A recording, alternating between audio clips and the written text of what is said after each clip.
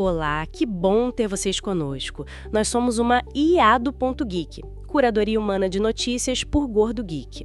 Hoje é terça-feira, 3 de junho de 2025, e esta é a edição das 18 horas. Vamos analisar a fundo os temas dessa edição. Temos novidades sobre a Apple, avanços em inteligência artificial da Anthropic e NVIDIA. Isso. Tensões políticas envolvendo tecnologia nos Estados Unidos e aqui no Brasil, e, olha, umas descobertas científicas bem curiosas. Com certeza. Vamos desde as expectativas para a conferência da Apple, né? Até como um vírus de macaco pode, quem sabe, ajudar no tratamento de câncer. Nossa! E a criação de materiais super inovadores, tipo plástico vivo e até luz super sólida. E claro, não podemos esquecer daquela questão dos minerais críticos e indústria automotiva global. Muita coisa. Bastante coisa mesmo. Então, começando pela Apple. A fonte é o 9to5 Mac. Parece que a conferência de desenvolvedores deles, a WWDC, semana que vem, pode vir um pouco mais enxuta em anúncios. Por que será, hein? Olha, segundo o que o Mark Gurman publicou e o 9to5 Mac repercutiu, a Apple quer, focar só naquilo que tem certeza absoluta que vai lançar no outono lá do hemisfério norte. Ah, entendi. Tipo, uma resposta direta às críticas do ano passado, sabe? Quando eles anunciaram um monte de funcionalidades, principalmente aquelas grandes atualizações de IA para Siri. Lembro disso. E muitas acabaram atrasando, ou pior, nem chegaram a sair. Então parece que a ordem agora é mais cautela, né? Para não prometer demais. Faz todo sentido, né? Gerenciar melhor as expectativas do público e da imprensa. Mas ainda se espera coisa grande, como a tal reformulação do iOS 26, certo? Sim, com certeza. O design novo do iOS 26 deve ser um dos pontos altos, é o que todo mundo espera. E, quem sabe, talvez até role uma surpresa com um novo HomePad. Interessante. Mas é aquilo, o volume total de anúncios talvez seja menor se a gente comparar com anos anteriores. Tipo quando lançaram o Vision Pro, que foi um evento enorme, ou quando o foco era todo no Apple Intelligence. Este ano talvez seja mais pé no chão. Entendido. Bom, e falando em IA, a TechCrunch trouxe uma matéria sobre a Anthropic. Eles deram um blog para o Claude, que é o modelo de IA deles. Mas parece que tem um porém aí, né? Exato. O blog chama Claude Explains. E sim, os posts técnicos são majoritariamente gerados pelo Claude. Só que a própria Anthropic admite que existe uma supervisão humana bem forte por trás. Ah, não é totalmente automático então. Não. Tem especialistas. Tem editores que pegam os rascunhos do Claude e, dão uma aprimorada, adicionam exemplos, mais contexto. A ideia que eles querem passar é de colaboração humano-IA. Embora, como você disse, talvez a página inicial do blog não deixe isso tão claro assim de cara. Dá um pouco a entender que o Claude escreve tudo sozinho. Interessante essa abordagem de colaboração, mas me diz uma coisa, essa é uma tendência. Outras empresas de tecnologia ou até de mídia estão usando o IA para criar conteúdo dessa forma? Sim, com certeza, há uma tendência. A matéria da TechCrunch até cita outras gigantes como a Meta, a OpenAI e vários veículos de imprensa grandes também, tipo Gannett, Bloomberg, Business Insider, New York Times, Washington Post. Nossa, bastante gente. Todo mundo está experimentando com o IA para gerar notícias, ou resumos, ou até para dar sugestões de pauta para os jornalistas. Mas olha, os desafios são enormes, né? Imagino. Tipo o quê? Principalmente aquela tendência que as IAs têm de alucinar, de inventar informações. Isso gera erros, às vezes graves, e exige uma checagem constante, muitas correções. Vários desses veículos que eu citei já tiveram problemas com isso. É um processo de aprendizado ainda. Com certeza. E ainda sobre a Anthropic, a ZDNet trouxe mais novidades. Agora sobre a assinatura paga deles, o Claude Pro. Parece que ficou mais robusta, né? Ficou sim. A ZDNet informou que o plano Claude Pro, aquele que custa $20 por mês, agora inclui 2 recursos que antes eram restritos a planos mais caros, para empresas geralmente. São o Research e o Integrations. Certo. E o que esses recursos fazem, exatamente? Então, o Research é bem interessante. Ele permite que o Claude faça pesquisas em centenas de fontes diferentes, pode ser a web, pode ser aplicativos que estão conectados, tipo o Google Workspace, para gerar relatórios bem completos e, o mais importante, com as citações das fontes. Ah, isso é útil para verificar a informação. Exatamente. E o Integrations, ele usa um padrão aberto chamado MCP, para conectar o cloud com outros aplicativos populares que as pessoas usam no dia a dia, tipo Confluence, Zapier, Asana, Ah, legal. ou até permite criar integrações customizadas. A grande vantagem é poder usar seus dados pessoais que estão nesses outros apps de forma segura para que o cloud te dê respostas mais úteis, mais personalizadas para a sua realidade. Entendi. Faz sentido eles adicionarem mais valor ao plano pago. Sim, e parece que está dando resultado. A matéria diz que isso veio depois do lançamento dos modelos Cloud 4, que, segundo eles, triplicaram o número de assinaturas pagas. Então o pessoal está vendo o valor. Bom saber. Agora, mudando um pouco o foco, vamos para política e tecnologia nos Estados Unidos. A Ars Technica está reportando uma disputa sobre fundos para banda larga por lá. O que está acontecendo? A coisa está meio tensa. Basicamente, senadores democratas estão pressionando bastante a administração do presidente Trump para liberar uma verba enorme. São 42 bilhões de dólares. Nossa, é muito dinheiro. Muito. É dinheiro do programa BID, que foi criado justamente para levar a internet de alta velocidade para áreas mais carentes, rurais, onde não tem acesso. Só que essa distribuição de verba está parada desde que o Trump assumiu a presidência. E qual é o ponto de discórdia principal? Por que está parado? O principal problema é que a administração Trump reverteu uma regra do governo anterior. Antes, a prioridade era total para projetos com fibra ótica. Agora, eles adotaram uma abordagem que chamam de tecnologicamente neutra. E o que isso significa na prática? Na prática, os democratas argumentam que essa neutralidade acaba forçando os estados a direcionar uma parte dessa verba para o Starlink, a internet via satélite do Elon Musk. E eles consideram o Starlink inferior à fibra em termos de escalabilidade futura, confiabilidade e até velocidade constante. A reclamação é que os estados deveriam ter liberdade para escolher a melhor tecnologia para cada localidade e não serem induzidos a usar uma solução específica. Entendi a preocupação. E eles alertam que essa mudança de regra, somada aos atrasos na liberação do dinheiro, pode acabar adiando esses projetos de infraestrutura por anos, prejudicando justamente quem mais precisa. Além disso, a matéria menciona que o Trump também cancelou um outro programa importante de inclusão digital, o Digital Equity Act. Complicado.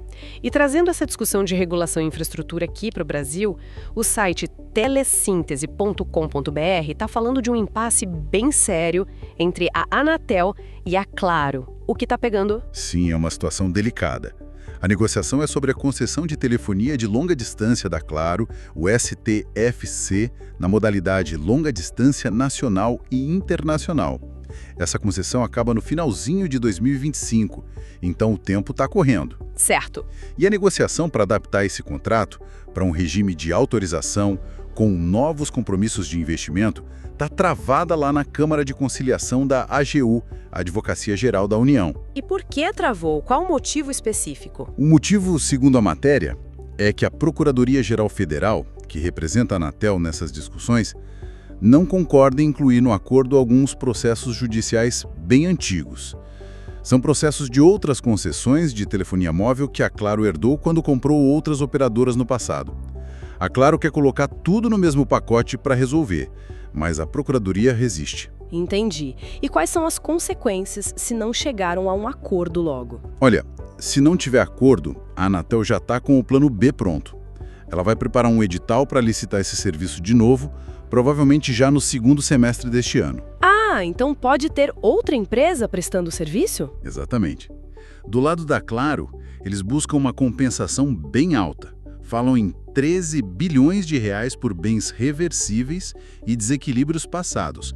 Já a Anatel tinha calculado um valor bem menor, 4,18 bilhões de reais, que seria o necessário para adaptar o regime e ela poder abrir mão desses bens. Uma diferença grande. Enorme. No fundo, as duas partes ainda prefeririam um acordo, sabe? Um acordo que envolvesse a troca dessa discussão de valores por compromissos de investimento da Claro em infraestrutura de banda larga, que é o que o país precisa. Mas, como eu disse, o tempo está se esgotando. Se não sair acordo, a briga continua na justiça. Vamos acompanhar. Agora, voltando para a tecnologia pura, o canaltech.com.br publicou uma entrevista interessante sobre a NVIDIA e como ela está se posicionando forte no mercado de IA, especialmente para o varejo. Sim, foi uma entrevista com o gerente da NVIDIA durante o VTEX Day, um evento grande de varejo digital. E é interessante a visão deles. A NVIDIA, que a gente conhecia principalmente pelas placas de vídeo para games, né? Sim, claro. Agora eles se veem como uma fábrica de IA.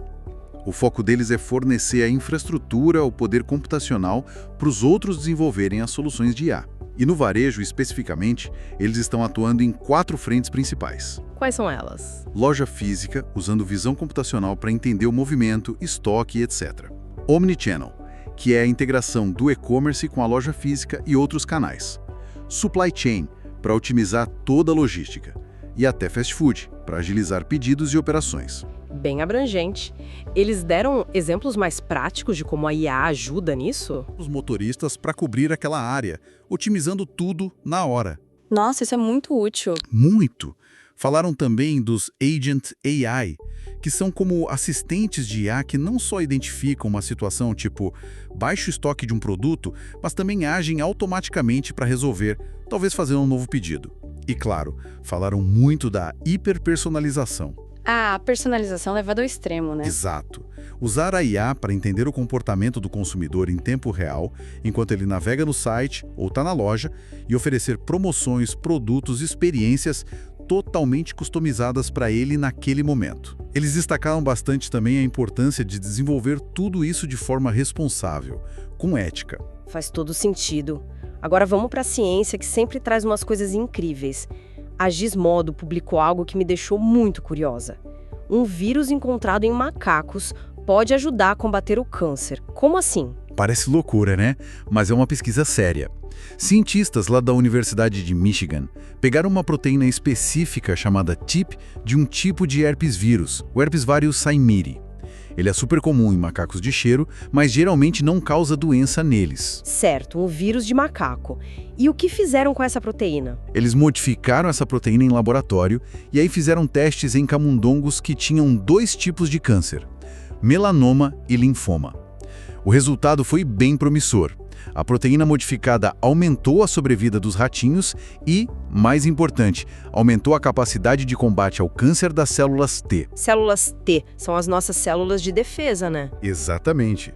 São células cruciais do nosso sistema imunológico para lutar contra infecções e também contra o câncer. O que essa proteína modificada parece fazer é estimular algumas vias dentro das células T, que aumentam a longevidade delas e a potência, a força com que elas atacam as células cancerígenas. Que mecanismo fascinante!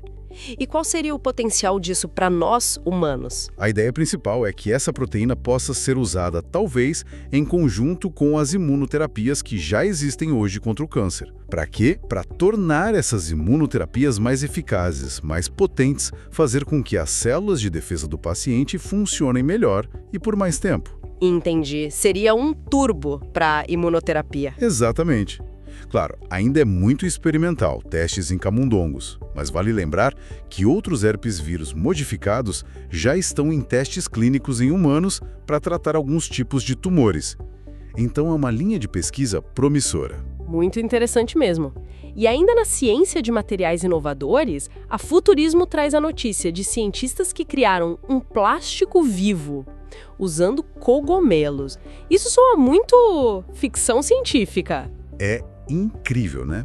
Pesquisadores lá do laboratório EMPA, na Suíça, usaram o micélio, que são basicamente as raízes dos cogumelos, de uma espécie específica, o Schizophyllum comum. Micélio? Já ouvi falar disso para fazer outros materiais, tipo couro vegano. Exato. Mas aqui tem um diferencial importante. Ao invés de matar o micélio para processar, eles criaram o que chamam de dispersões de fibras vivas, LFD. Ou seja, eles mantiveram as fibras do cogumelo vivas durante o processo. Vivas? E o que acontece? Como as fibras continuam vivas, elas conseguem crescer e produzir uma matriz extracelular natural, que liga tudo.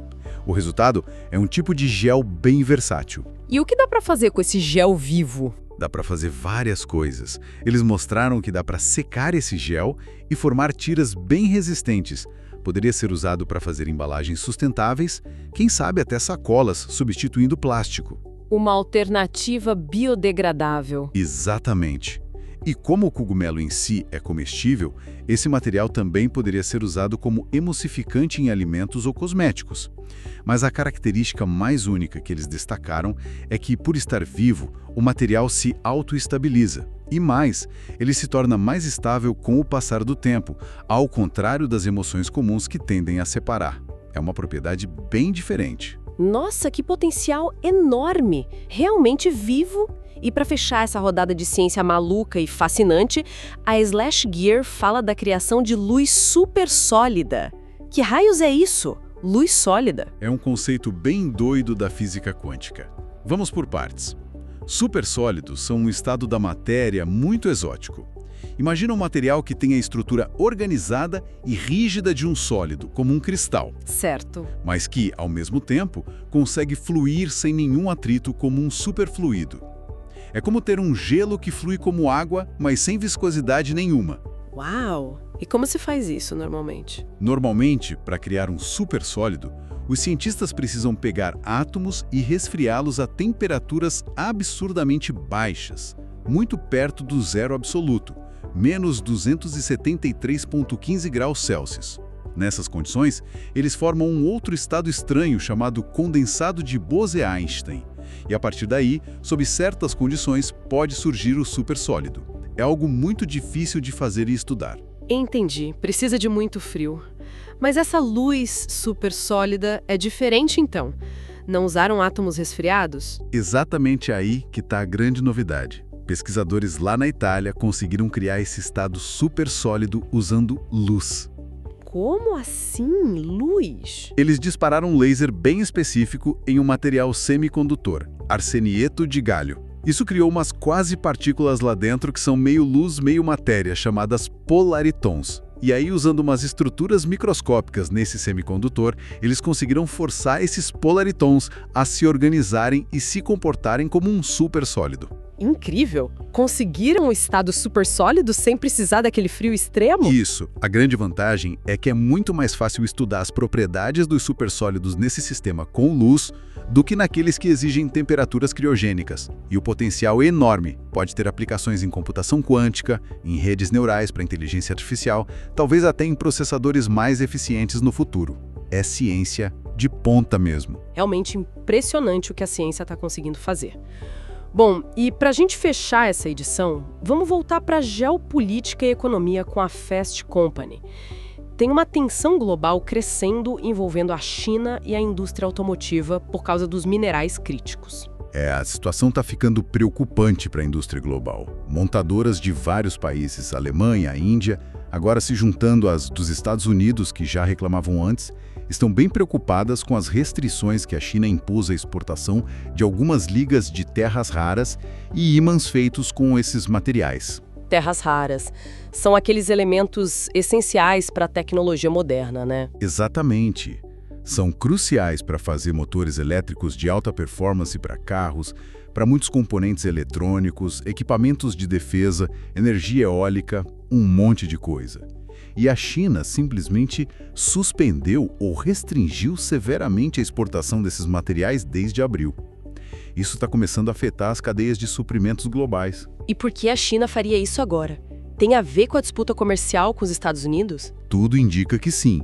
É amplamente visto como uma forma de pressão da China dentro dessa guerra comercial e tecnológica com a administração Trump.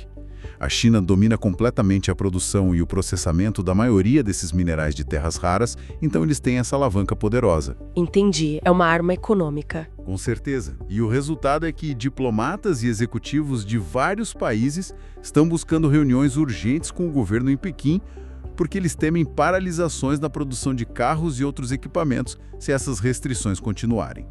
A Aliança para a Inovação Automotiva lá dos Estados Unidos já soltou um alerta bem sério, dizendo que a indústria pode ficar incapaz de produzir componentes críticos sem acesso a esses materiais chineses. Uma situação bem delicada e que mostra a dependência global de certas cadeias de suprimento, né? Exatamente. mostra a vulnerabilidade e a importância estratégica desses minerais no cenário atual.